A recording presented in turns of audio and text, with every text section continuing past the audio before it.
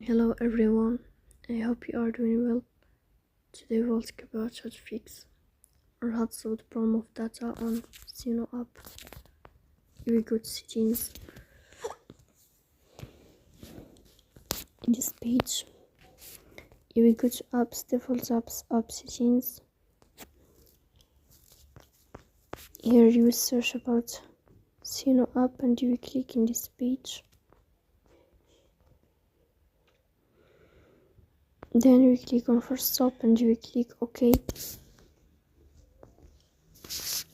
Here we enter to storage. Then we click on clear cache. In the end you will turn off your phone and you will wait a moment to restart your phone again to fix that problem. So please don't forget to support us by like and subscribe. See you next time.